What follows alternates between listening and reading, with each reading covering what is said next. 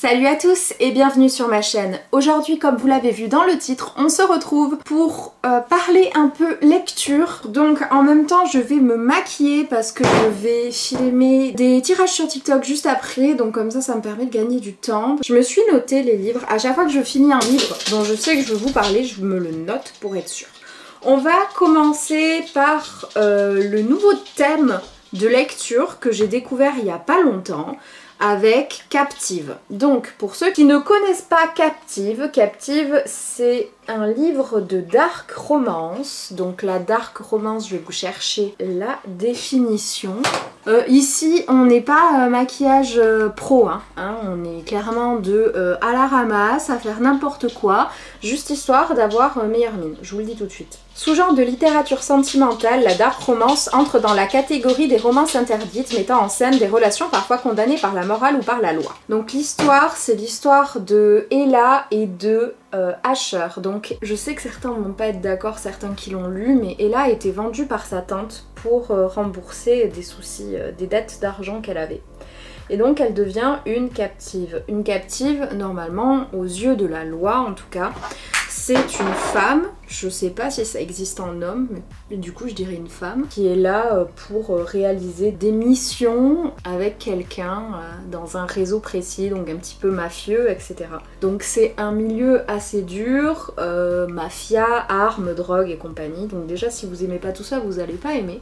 Et moi je pensais pas trop apprécier ce genre de choses parce que, je vous l'ai déjà dit je pense dans une autre vidéo, je suis plus du genre à aimer les choses qui sortent totalement de la réalité que je connais. Non pas que je connaisse tout le milieu drogue et compagnie, on est bien d'accord, mais j'aime bien les trucs que je pourrais jamais rencontrer, genre tout ce qui est science-fiction, fantasy, fantastique. Voilà. Donc je doutais vraiment de me lancer là-dedans. Et en fait, l'autrice, donc Sarah Riven, qui est française de mémoire je crois, je sais pas si elle est française, mais en tout cas elle parle français. Elle est algérienne. Elle est algérienne. Et en fait, il y a une grosse hype sur les réseaux à son propos, tout le monde l'adore, enfin tout le monde l'adore. J'exagère parce que comme d'habitude, il y a des gens qui n'aiment pas, mais bon. Moi en ce moment franchement je vous avouerai que tout ce qui est sphère, BookTok et compagnie c'est en train de me gaver mais sévère parce que tout le monde râle sur tout le monde, il y a les gens qui essayent juste de partager des livres qu'ils aiment bien et on leur attrape la veste parce que il y a des auteurs problématiques à tous les bouts de champ. Je conçois très bien qu'il y a des auteurs qui posent réellement souci, etc. par rapport à leur façon d'être et tout, je comprends tout ça. Mais il y en a, ils poussent le bouchon vraiment trop loin, et ça c'est mon point de vue, mais voilà. Bref, et comme d'hab, les livres, comme tout ce qui est film, tout ce qui est création, ça plaît pas à tout le monde. Et donc je pensais faire, moi, partie de ceux qui apprécieront pas, et du coup, je me suis lancée là-dedans sans trop y croire, mais j'avais pas envie de lire autre chose. Et vous savez, le moment où vous avez lu un bouquin qui vous a transcendé, et vous êtes dedans à donf, surtout s'il a duré longtemps, je crois que c'était juste après Léa Cotard. Et du coup ouais j'avais beaucoup de mal et je me suis dit vas-y j'ai rien à perdre, je me lance là-dedans, c'est totalement différent. Et j'ai été vraiment agréablement surprise, donc attention, si déjà vous n'aimez pas toute l'ambiance drogue, armes, bandes, rivaux, etc. je vous conseille. Sauf si vous voulez tenter, ça c'est vous qui voyez bien sûr. Après au-delà de ça, il y a beaucoup de... Alors j'ai le TW qui me vient en tête, mais il y a beaucoup de choses qui sont pas très joyeuses dedans. On parle de viol, on parle de proxénétisme, on parle de drogue, on parle de violence physique, psychique, enfin... Voilà, il y a beaucoup de choses, beaucoup d'abus en fait, auxquels il faut faire attention. Donc ne lisez pas ça, je dirais pas que si vous êtes une petite nature, mais si vous avez du mal avec certaines choses, faites attention avant de lire ce bouquin parce que c'est pas un Disney quoi. Et donc voilà, je me suis lancée là-dedans et je pensais pas du tout aimer la dark romance et en fait j'ai vraiment beaucoup kiffé.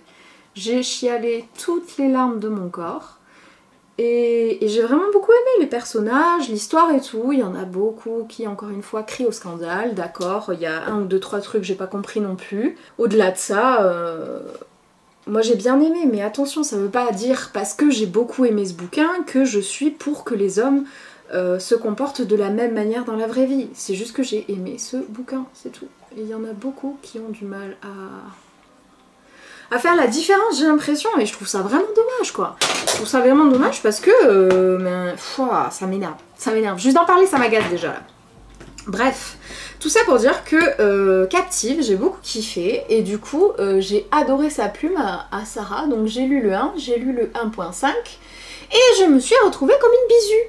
Une bisu qui savait pas quoi lire d'autre parce que ben voilà. Donc en fait je suis tombée sur La Keston qu'elle a écrit au 6, donc là c'est une autre série de livres qui se rejoignent un petit peu. Vous n'êtes pas obligé d'avoir lu Captive pour lire La Keston et vous n'êtes pas obligé d'avoir lu La Keston pour lire Captive, mais ça se rejoint. Ça se rejoint un peu, donc c'est le même univers et j'ai beaucoup aimé aussi. Et j'en viens à me demander si La Keston je préfère pas à Captive maintenant. Donc c'était vraiment des livres pépites pour moi et c'est surtout que ben j'étais ultra surprise de tomber sur un autre genre littéraire que j'aime. Depuis que je suis petite, j'adore lire la fantasy, fantastique, science-fiction. Et du coup, ben j'ai jamais voulu aller voir ailleurs parce que ça me suffisait. Sauf que là, ben, je me suis rendu compte que c'était pas trop mal. Donc je ne dirais pas que j'en lirai autant que tout ce qui est fantasy fantastique, mais voilà, c'est à garder sous le coude. Et j'ai vraiment beaucoup aimé, et moi le dinosaure que je suis... Enfin, comment dire, j'ai des a priori de merde. Et en fait, je voulais pas lire sur Wattpad. Alors pour les petits jeunes, j'ai l'impression d'avoir 45 ans. À mon époque, on lisait sur les skyblogs, en fait, on avait des fanfictions, des trucs comme ça. Oui, je sais, je suis totalement en train de me faire un truc aux paupières alors que je viens de mettre mon mascara. Oui, donc avant, on lisait les fanfictions sur les skyblogs. Donc les fanfictions, c'est les histoires parallèles, donc par exemple par rapport à des groupes de musique, à des livres, etc. C'est les gens qui écrivent un peu leur histoire en fonction de cet univers-là. C'est un peu leur rêve, etc. Enfin, ce qu'ils s'imaginent. Bref, j'aimais beaucoup lire ça quand j'étais gamine. Et du coup, j'avais pas envie de replonger là-dedans. Pourquoi, je ne sais pas, mais j'avais pas envie. Et du coup, pour en revenir où on en était, j'ai lu La Keston 1, et le 2, en fait, a été dispo juste après sur Wattpad. Et en fait, j'ai tellement kiffé cet univers, cette écrivaine et cette histoire, ben, que je me suis inscrite sur Wattpad et que je lis maintenant là-bas. Est-ce que j'écrirai un jour sur Wattpad ? Je ne pense pas. Pour ceux qui savent pas, j'écris. Enfin, j'écris pendant 3 semaines et j'oublie mon truc pendant 6 mois. Et là, j'ai de nouveau envie d'écrire un petit peu, donc on va voir si je prendrai le temps ou pas, j'en sais rien, on verra. Tout ça pour dire que j'ai tellement kiffé cet univers que je me suis inscrite là-dessus. Ce qui, je pensais, n'arriverait jamais. Nous allons rester sur une auteure française et nous allons parler de La Passeuse de mots. Alors La Passeuse de mots, je l'ai commencé parce qu'il y avait encore une fois une grosse hype sur les réseaux sociaux et que j'aime bien aller voir pourquoi certains livres sont autant aimés, etc. Donc là, ça m'a fait un petit peu la désillusion pour Le Prince Cruel et La Passe Miroir. Ces 2 livres, j'ai vraiment du mal à comprendre pourquoi ils ont une hype pareille, parce que oui c'est bien, mais est-ce que ça mérite d'en parler autant tous les jours, à chaque heure? Non, pas pour moi. Après c'est mon point de vue, je comprends très bien que certains les adorent, mais moi je suis vraiment pas la clientèle pour ça. Et au début, la passeuse de mots, ça m'a vraiment donné cette impression-là de me dire « Oh punaise, tout se pataquès pour ça ». Et en fait, si je vous en parle, du coup vous le savez, parce que je vous ai pas parlé du Prince Cruel, je vous ai parlé de la passe miroir, mais plus tard, parce que j'avais bien aimé, mais ça finit brouillon en fait, vous voyez, je l'ai fini il y a quelques mois maintenant, et dans ma tête c'est brouillon, c'est beaucoup trop d'infos, beaucoup trop de choses, bref. Et en fait, il s'est avéré que j'ai beaucoup apprécié. Donc La Passeuse de mots, c'est une histoire qui est donc fantasy fantastique. Je sais toujours pas la différence entre les deux, clairement. Et j'ai beaucoup apprécié cet univers.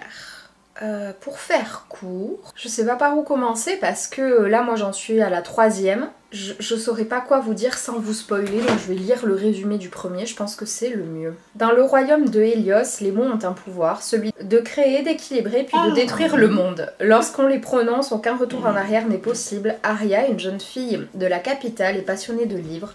Elle en dévore chaque mot, mais elle est loin de se douter qu'elle est la clé pour sauver son royaume, le seul qui restreint l'utilisation de la magie grâce à un traité.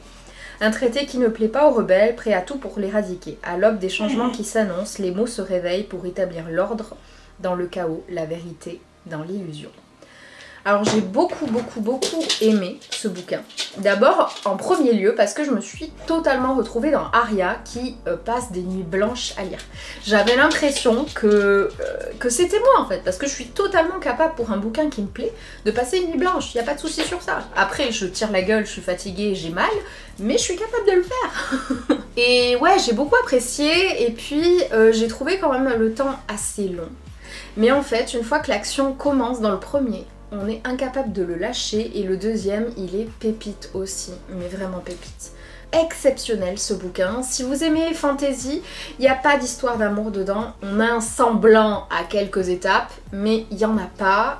Si vous aimez les livres d'aventure où il y a beaucoup de voyages, beaucoup de découvertes, je pense que ça vous plairait. Et vous le savez, si je parle de bouquins qui m'ont vraiment happé sur cette série de vidéos, parce que si je vous parlais de tous les livres, on serait pas rendu, et là je vais vous donner le positif. Je pourrais parler aussi du négatif, des méga flops, mais ça m'intéresse pas. Je suis pas sur les réseaux pour partager de la négativité, déjà que j'en partage beaucoup en ce moment à cause de ma maladie, je vais pas non plus vous en rajouter là-dessus. Tout ça pour dire que j'ai vraiment kiffé ce bouquin. Là je suis assez mitigée pour le troisième, je vous avouerai, j'ai un peu de mal à me plonger dedans. Donc je vais essayer de m'y mettre convenablement, mais franchement c'est un bouquin qui se laisse lire. Donc vraiment là, c'est les pépites des pépites. Là c'est vraiment les deux pépites monumentales. Il y en a un, vous allez être étonnés parce que vous savez que je ne parle pas des suites normalement. Enfin, j'essaye de pas en parler, je vous parle du premier tome si je l'ai bien aimé, je vous parle pas des suivants, ça sert à rien. Bref. Là on va parler de Perle et de Corail. Mais quelle révélation ce bouquin! J'y croyais pas du tout. Je sortais d'avoir lu de Sang d'écume et de glace 2. Donc j'avais envie de rester dans l'atmosphère eau, sirène, etc. Et je suis tombée là-dessus. Donc il faut savoir que tout se passe sur un village qui est construit sur l'eau en fait. Donc ça a beaucoup résonné en moi. Du coup vu tout ce que je venais de lire. Et donc, pour la petite histoire, parce que là, moi, je m'en souviens parfaitement, et vous le savez, si je m'en souviens parfaitement, c'est que là, vraiment, il faut que vous le lisiez, en fait. Donc, c'est l'histoire de jumelles qui se ressemblent trait pour trait. Et il y en a une qui s'est, un jour, pendant leur enfance, s'est blessée au visage. Vous allez me dire, c'est pas très grave. Sauf que, dans ce monde-ci, la beauté a une importance capitale pour les jeunes femmes, parce que la jeune femme qui sera élue la plus belle ira se marier avec le prince héritier, le futur roi du royaume qui est sur Terre. On suit donc les aventures de ces jumelles. Il y en a une donc qui est blessée, qui sait pertinemment qu'elle n'ira pas là-bas. Et de l'autre qui est la beauté incarnée, et donc on sait pertinemment qu'elle ira là-bas, mais tout ne se passe pas comme prévu. C'était une lecture qui était génialissime de A à Z. Il n'y a pas un moment où je me suis ennuyée, et donc on revient à ce que je vous disais à propos de la passeuse de mots. J'ai passé pour ce bouquin une nuit blanche, tout simplement. Ça vous donne voilà, hein. Si vous aimez à chaque fois les livres que je vous conseille pendant ces séries, lisez ce bouquin, vous n'allez pas être déçus. Il y a une vibe un peu, donc comme je vous disais, de sang d'écume et de glace, donc de l'eau. Il y a une vibe un petit peu sélection aussi au niveau de la beauté, etc. On a une vibe aussi un petit peu passeuse de mots parce que ça part à la découverte. Il y a un petit peu de romance. Un petit peu quand même. Donc si vous avez aimé ces bouquins ou si vous aimez fantasy fantastique, aventure, vous aimerez sans aucun doute ce bouquin et je vous le conseille vraiment beaucoup. On passe ensuite à la dernière pépite, au dernier livre que j'ai à vous conseiller pour cette vidéo. Et je dois vous prévenir tout de suite, vous allez être choqués. Choquée parce que c'est le second tome d'un livre dont je vous ai déjà parlé lors de ces vidéos. Donc là je crois que comme je vous le disais c'est la troisième. Et je vous ai parler de ce livre lors de la première vidéo. Et en fait, c'est un des livres qui m'ont redonné le goût de la lecture. Et c'est Crescent City 2. Donc, je vous ai parlé du premier en vous disant que ça avait été une réelle révélation pour moi et que ça m'avait donné envie de reprendre la lecture. C'était un bouquin où il y avait énormément d'informations, il fallait s'accrocher. Et c'était très compliqué. Pour la petite histoire, c'est une femme qui est demi-fae, dans un monde qui est gouverné donc par les fae, par les anges. Il y a plein d'espèces différentes, il y a plein de choses différentes, plein de quartiers, plein de choses. Et j'avais énormément aimé. J'avais énormément aimé la partie les esclavages qui se libèrent de leur chaîne, etc. J'avais adoré. Et le 2 les amis, mais la révélation de l'année. C'était un truc oufissime. J'ai ouvert le bouquin, je me suis retrouvée à avoir un raz-de-marée d'informations nouveaux qui rentraient dans ma tête. Parce qu'il a fallu tout se remettre en place, il a fallu recomprendre certaines choses que j'avais oubliées et tout, se remettre dans l'univers. Mais une fois passé ce stade, non mais c'était extraordinaire, extraordinaire. Et non pas les 20 derniers chapitres, j'exagère, mais les 5 derniers chapitres, je pense, les 10 peut-être. Mais waouh. Waouh. Si vous avez lu Le sang et la cendre, vous allez beaucoup aimer Crescent City. Si vous avez lu ACOTAR, lisez Crescent City, putain. Et la toute fin, les potes, la toute fin. S'il y en a qui l'ont lu, mais venez me contacter en MP sur Instagram, s'il vous plaît, qu'on puisse en parler. Parce que là, moi, ça a donné ça, quoi. J'étais comme ça, j'ai refermé le bouquin, j'ai repris le dernier chapitre, j'ai tout relu, j'ai refermé, j'ai encore relu le dernier chapitre. Non mais je suis dingue. Franchement, ce livre, mais exceptionnel. Franchement, si vous aimez tous les trucs fantasy, fantastiques, mais lisez ce bouquin. Lisez ce bouquin. Et si vous avez aimé les ACOTAR et Le sang et la cendre, vous allez adorer ces bouquins. Vous allez les adorer. Bref, vous l'aurez compris, ce livre-là, c'est le top 1 là, de cette vidéo. C'est Crescent City 2. C'est exceptionnel, j'ai adoré. Je comprends que ça plaise pas à certains. Je comprends que certains ne veuillent pas le lire à propos de toute la hype qu'il y a autour de ça. Mais vraiment, lisez-le, ça vaut tellement le coup. Voilà, je pense qu'on a fait le petit tour. Vous avez compris, j'étais pas mal excitée de vous parler de Crescent City 2. C'est pour ça que je l'ai gardé à la toute fin.